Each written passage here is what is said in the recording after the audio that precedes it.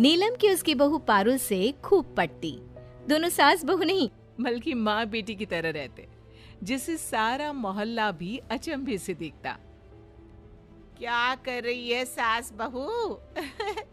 माफ करना, बहू तो बहू लगती ही नहीं है। क्यों? बहू कैसी लगती है? क्या उसके सर पर सींग होती है? नहीं नहीं, आंटी के सर पर तो नहीं है, मतलब बहू के सर पर सींग नहीं होती क्योंकि वो भी तो बहू है। अरे बहू के सर पर पल्ला होता है, आंखें नीची होती है और वो सिर्फ किचन में रहती है। लेकिन तुम्हारे यहाँ ना सास दिखती है किचन में, ना ही बहू। पता नहीं खाना खाते भी हो या नहीं। देख कमला, खाना तो हम खूब खाते हैं और हर दिन कुछ अलग और नया खाते हैं, लेकिन जो बनाते हैं ना साथ मिलकर बनाते हैं। तू भी बहू का साथ दे, फिर जल्दी जल्दी काम खत्म करके बहू के साथ ऐश कर। क्यों बहू? तेरी बहू ने तुझे पागल बनाकर रखा है। अरे जो काम उसका है वो तुझसे करा रही है। और ये क्या पहना है? ये पजामा और कुर्ता है। बहू बोल रही थी कि फैशन में यही चल रहा है, तो मेरे लिए भी लेकर आ गई। पड़ोसन जो कि सूरजमुखी के छापे वाली साड़ी पहनकर खड़ी थी। सारी जिंदगी तो साड़ी पहनी, क्या पता कल सास को मिनी स्कर्ट ही पहना दे। पड़ोसन ताने देकर जा रही होती है कि बहू देख रही है ना कितनी जलन भरी है, मेरे लिए तो खास कर।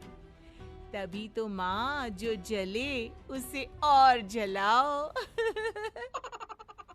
एक रोज बहू सास के पास आती है और गले लगा लेती है। अरे क्या हो गया मेरी गुड़िया को? माँ, आज बेटी दिवस में आपने मेरे लिए पोस्ट डाली है। बहू को बेटी दिवस की शुभकामनाएं कौन देता है माँ? तू मेरी बेटी ही तो है, ये तो मानने वाली बात है बेटा। लेकिन कहते हैं ना, जमाने की नजर लग जाए तो अच्छा खासा घर खराब हो जाता है। किसी कारण से बहू की डेथ हो जाती है। उसके जाने के बाद उसकी फोटो के सामने, मेरी बहू को कोई वापस ला दो, मेरे जाने की उम्र में वो क्यों चली गई? माँ, आज उसे गए 1 महीना हो गया है। अब तो ठीक से खाना पीना शुरू कर दो, देखो कितनी पतली हो गई हो। खैर, लोगों की सलाह पर बेटा दूसरी शादी कर लेता है। शादी के बाद नई बहू, माँ जी कब तक गम में बैठी रहेंगी? ये लीजिए, खाना खा लीजिए। सास नई बहू के हाथ से खाना लेकर फेंक देती है। मुंह मत दिखाना दोबारा। चली है मेरी बहू की जगह लेने वाली। और हाँ, उसके कमरे में ना तो उसके कपड़े और ना ही उसके गहने। किसी भी चीज को हाथ लगाने की कोशिश भी मत करना। बहू डर जाती है, वो वहां से चली जाती है। फिर रात को, माँ क्या हरकत है ये? आपने राधिका का दिया हुआ खाना फेंक क्यों दिया? अरे वो मर गई है, आपकी बहू अब राधिका ही है। नहीं, बिल्कुल नहीं, मेरी बहू ये कभी नहीं हो सकती। वही राधिका सास को मनाने की बहुत कोशिश करती, लेकिन सास को तो बहू के जाने का शौक लगा हुआ होता है। माँ को खाने में खीर पसंद है, आज मैं खीर बना देती हूँ। राधिका खीर बनाने लगती है, जिसकी महक से सास खुश हो जाती है। ये महक, ये तो मेरे बहू के हाथ की खीर की है। मैं जानती थी कि वो जरूर यहाँ आएगी। सास किचन में जाती है और देखती है कि राधिका खीर बना रही होती है। वो मेरी बहू पारुल कहाँ है? मुझे क्यों नहीं दिखाई दे रही?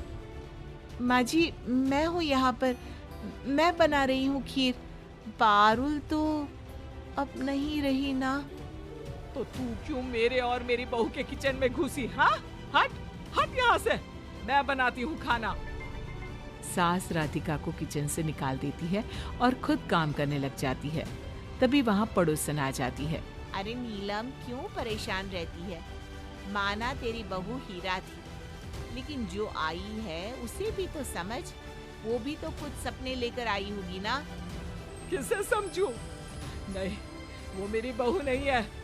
मेरी बहू का साया तो यही है। राधिका पड़ोसन को पानी लाकर देती है। राधिका बहू, नीलम और पारुल मोहल्ले में मिसाल हुआ करती थी। मैं भी कई बार यहाँ से लड़कर जाती।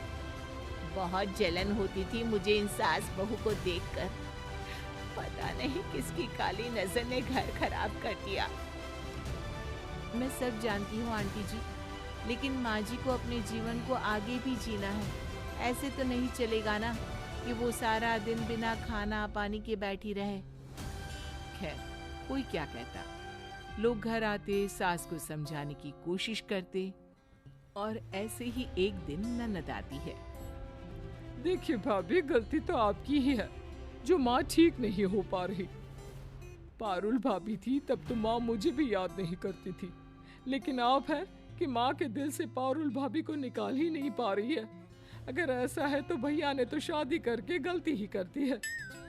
राधिका को ननद की बात पर बहुत गुस्सा आता है, लेकिन वो करती भी क्या, शाम को पति से कहती है, मैंने हर काम करके देख लिया, लेकिन तुम्हारी माँ को पुरानी बहू की याद ही हमेशा सताती रहती है। मुझे लगता है मुझे अब इस घर से चले जाना चाहिए। देखो, हिम्मत मत हारो। मैं कोई उपाय करता हूँ जिससे माँ अब तुम्हें बहू मानने लगे। अगले दिन नहा धोकर राधिका पारुल की साड़ी पहन लेती है और सास को चाय देने जाती है। उसे लगता है कि सास पारुल की साड़ी में उस पर पारुल का अक्स देखेंगी, लेकिन हिम्मत कैसे हुई तेरी, हाँ, मेरी पारुल की साड़ी पहनने की? सास सारी गर्मा गर्म चाय राधिका पर गिरा देती है, जिससे वो जल जाती है। माँ जी, आज तो मैं नहीं जाऊंगी, चाहे जो भी हो जाए। आपको मुझे बहू के रूप में अपनाना ही होगा, या फिर सास राधिका को बहुत भला बुरा बोलकर कमरे से धक्के मारकर निकाल देती है। बड़ी आई मेरे पारुल की जगह लेने वाली। सास सो जाती है, लेकिन तभी उनके सपने में पारुल आती है। मेरी बच्ची, मेरी पारुल, कहाँ चली गई तू? माँ, मैं कहीं नहीं गई, बस राधिका बनकर आपका ख्याल रखना चाहती हूँ। माँ, वो मेरी जगह ले, यही मैं चाहती हूँ। तू ये चाहती है कि तेरे पति के साथ वो रहे? तू चाहती है कि मैं उसे बहू मान लूं? नहीं बेटा, नहीं, मुझसे ये नहीं होगा। माँ, जब मैंने कह दिया तो कह दिया। क्या आप मुझे खुश देखना नहीं चाहती हैं? सास पारुल को देख रही होती है कि वो गायब हो जाती है। ये मेरी बहू नहीं, उसका साया था। वो मुझे समझाने आया था। अब से मैं वही करूंगी जिससे वो खुश रहे। पानी, पानी, पानी, प्यास लगी है। तभी राधिका सामने पानी का ग्लास लेकर आ जाती है। उसका हाथ जला होता है। ये मैंने मैं बहुत गंदी हूँ, मुझे माफ कर दो। पारुल भी चाहती है कि मैं तुम्हें बहू मानूं। नहीं माँ जी, आप क्यों माफी मांग रही हैं? गलती मेरी थी, मैंने ही पारुल की साड़ी पहन ली थी। अब उसका सब कुछ तुम्हारा है बहू। पारुल जैसी नहीं, तू जैसी है वैसी ही मंजूर है मुझे।